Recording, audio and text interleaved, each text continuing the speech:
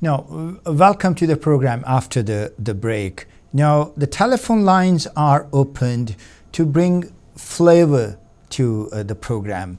So the viewers are encouraged, they're invited to make telephone calls to share their views on today's topic and also ask any question if I'm able to respond to that. Now, before the break, I was discussing the ties, Turkey, Israel, Egypt and Saudi Arabia working together, creating an unholy alliance. Now, the holy alliance I do understand, and all those who are the readers of the modern European history, holy alliance was a term which was coined by Tsar Alexander I of Russia at that time. So when Napoleon was defeated, so the Western powers, the Habsburgs of Austria, the Hohenzollerns of Prussia, and Westminster Parliament in Britain, and they actually sat together to decide about the future of Europe. And that is called, and all of them, they gave different recipes that how to deal with the territorial redress of Europe after Napoleon's fall, and everyone came with the novel idea. Now, Tsar Alexander I of Russia, he came with this idea of holy alliance. I'll discuss that later. Let me take a telephone call. We have a caller on the line. Assalamu alaikum. Walaikum salam. Your topic is unholy alliance. How it can be holy when people who are member of this alliance are illegal, and they are only power hungry people, and they don't give justice to their own nation. They don't care about human rights. They don't care about. They only care about their position. They are power hungry people. They only want to rule just to maintain their position. They have nothing to do with the country or the country's interest or people's interest. Every day people are dying, people are protesting, people are suffering, and the whole world agencies are engaged to destroy Muslim world and occupy on their resources and occupy on their territories, and this is what's happening, and they are so keen and they are so eager to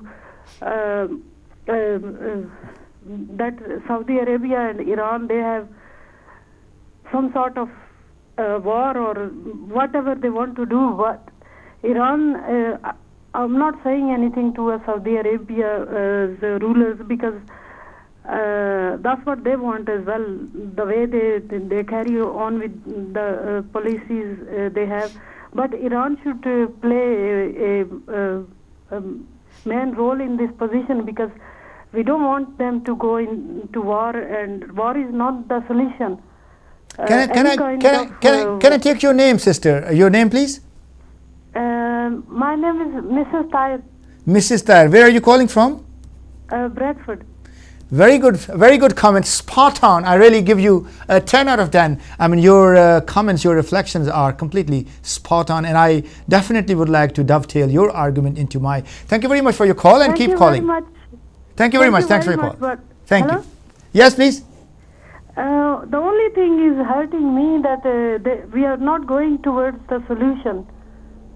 We are destroying ourselves, and the whole world is millions of people are engaged to destroy a Muslim world and occupy their resources. That is the main war. Thank you very much. Thanks for your call. No, I definitely endorse whatever she says.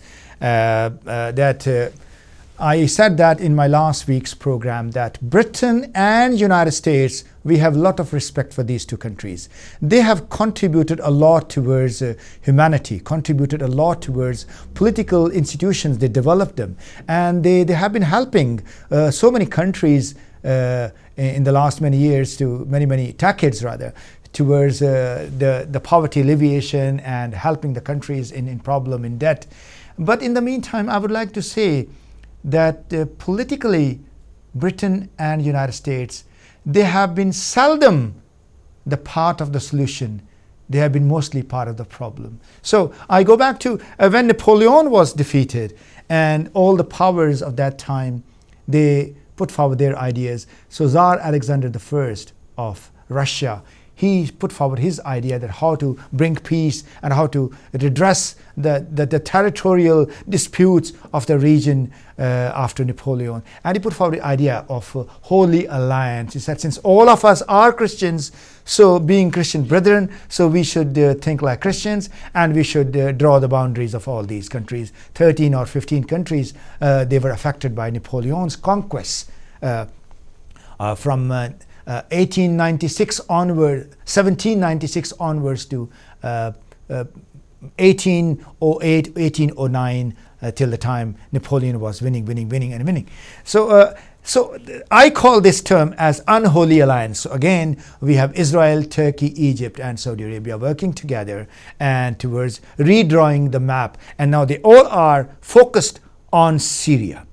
Now, I'll discuss these countries individually one by one, that what are their stakes in Syria, what are their stakes in Syria, and then up to further on to having accessibility to Lebanon and hence to Mediterranean. And definitely Israel has got its own interest in the region.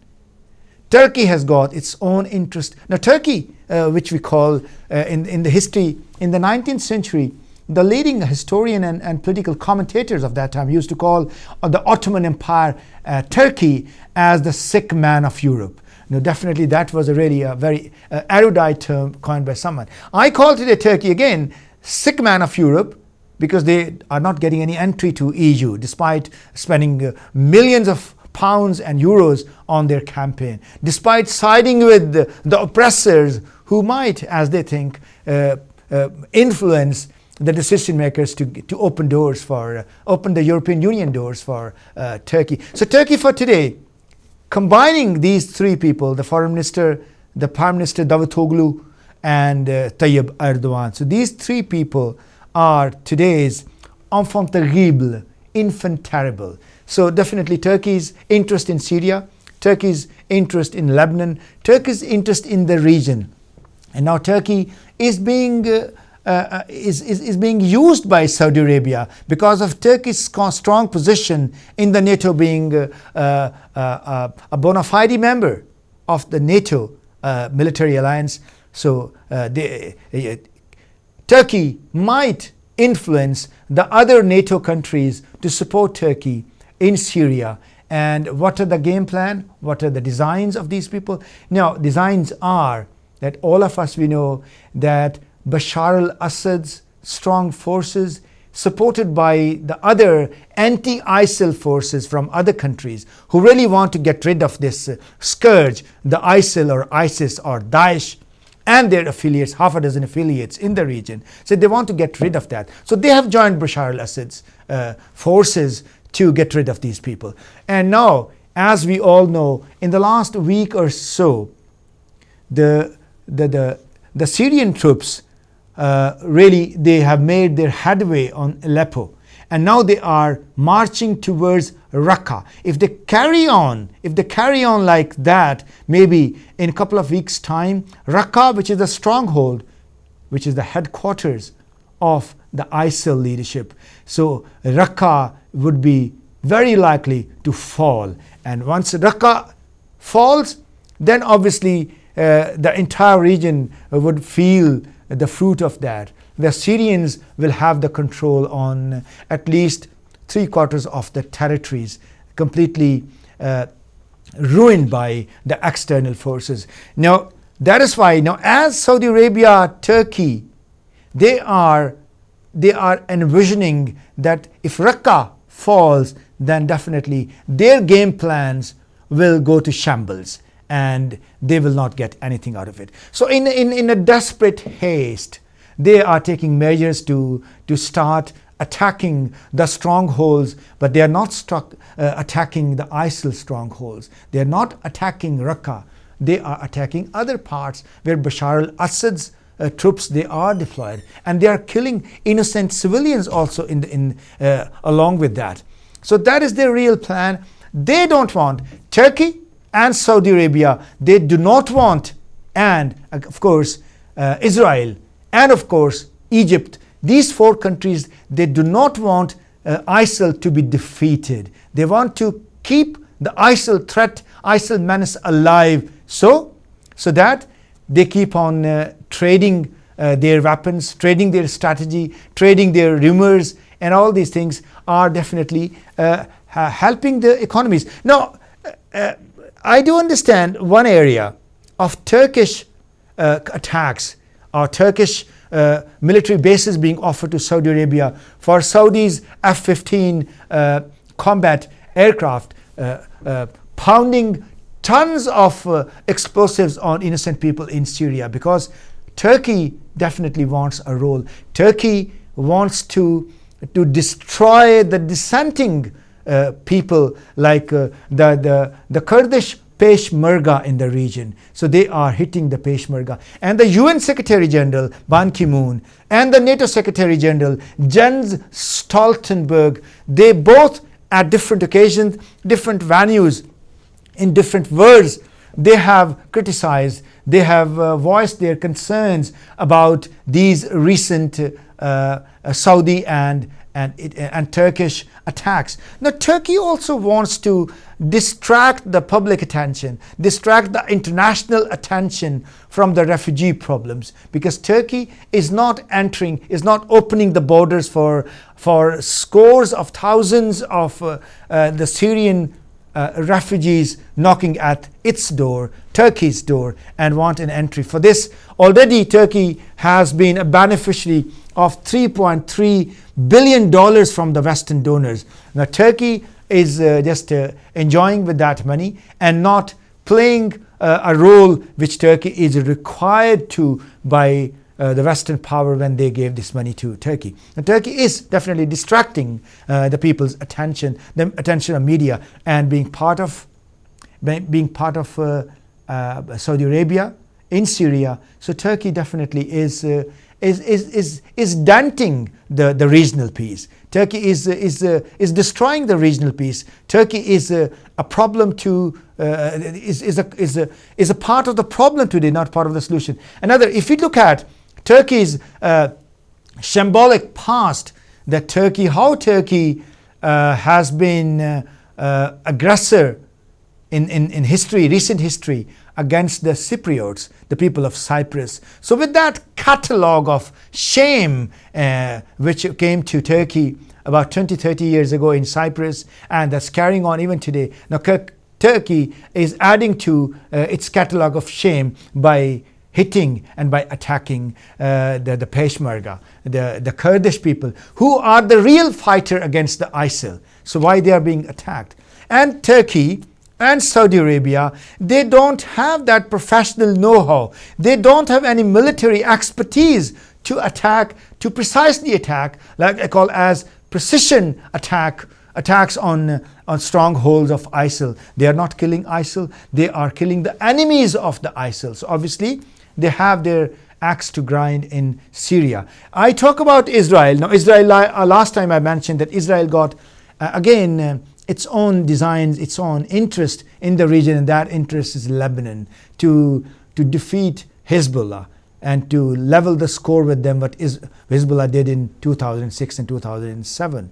A small handful of Hezbollah fighters, they gave a very tough time to, and in the end, Israeli defense forces, they had to eat a humble pie before very small force of Hezbollah. So Israel, now very recently you may have followed the news items last week. A very funny, a very grotesque idea in the Knesset, in the Israeli parliament, which was floated by Benjamin Netanyahu, the Israeli prime minister of the Likud party. Now he said that all those Arab parliamentarians in the Knesset, they are 15 to 16 independent Arab parliamentarians.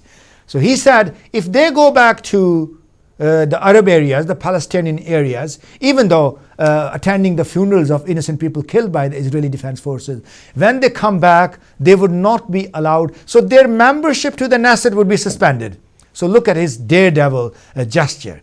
what an audacity he is having there in the region. So that is a violation to the international law, violation to democracy. So how he is serving democracy in his own country? So Benjamin Netanyahu, exactly as the Saudis are doing, exactly as Jordan, a small country, but again serving no cause of Muslims, or for that matter the oppressed people in the region. So Jordanian King Abdullah of Jordan, now he's also been pilloried by the world media, that what he has done with the women of his country.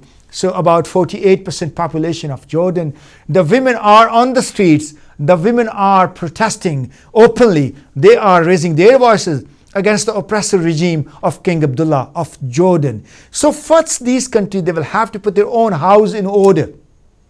If there are domestic issues, and those domestic issues, they pertain to human rights violations, women rights violations, then obviously the international media will focus its attention on Jordan as well. Because if at some point, if that, I call him a pedocrat, as member of pedocracy, the government by the small children. So Adel Al-Jubeir and his defense counterpart, the Minister for Defense and Deputy Heir Apparent in Saudi Arabia, Prince Mohammed bin Salman. So these two pedocrats, this is my term, the rule by the youngsters, by the children. So these two pedocrats, Adel Al-Jubeir and Mohammed bin Salman, the foreign minister and the defense minister of Saudi Arabia respectively. So if they plan to mobilize after these attacks, after these aerial attacks, after killing say tens of thousands of innocent people in Syria, now if they plan to move to the north and try to acquire accessibility to Lebanon at some point and to fight against Hezbollah, which are really a pain in their neck, then obviously they don't have any territorial access to Lebanon. They don't have any territorial contiguousness to Lebanon.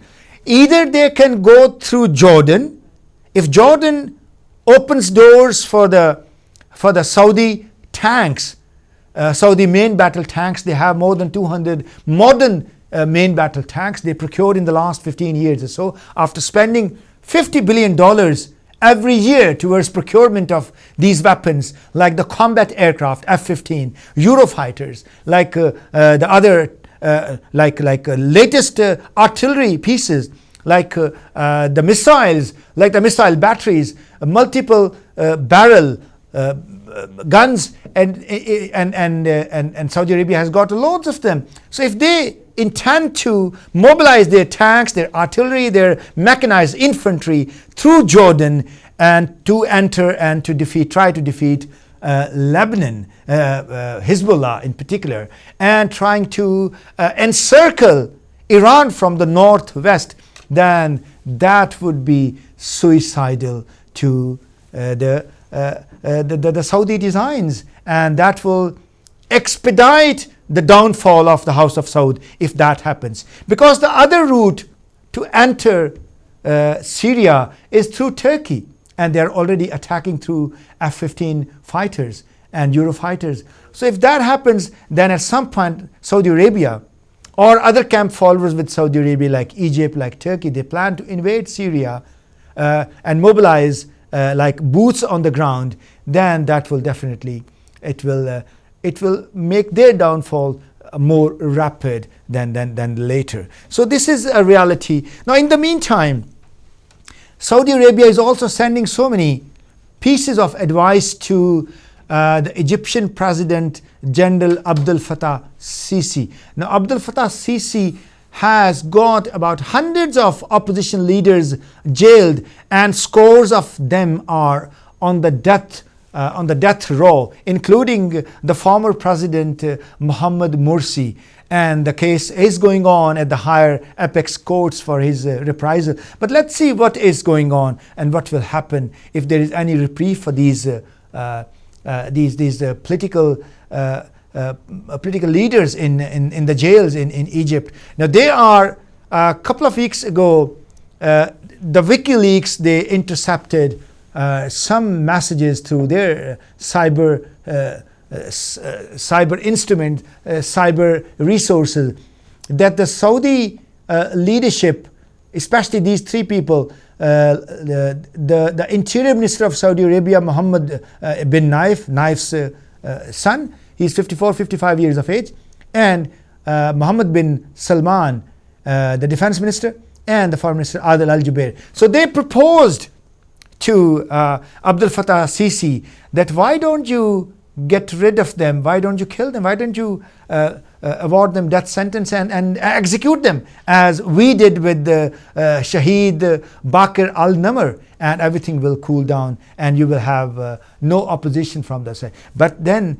the advisors to Abdel Fattah Sisi, they said that there would be a boomerang effect of that. If these people are executed in Egypt, then in a month's time, Abdel Fattah Sisi will be overthrown by the popular opposition, which is gathering storm, which is gathering momentum in Egypt. So obviously, Egypt does understand its domestic implications, domestic limitations, and external pressure. So Egypt will support Saudi designs, Saudi military advances in the region, but with caution. But the Turkish President Tayyip Erdogan, he would be happy, and he would be happy to join the Saudis for his own axe to grind, for his own interest in the region. And likewise, Benjamin Netanyahu would be too happy to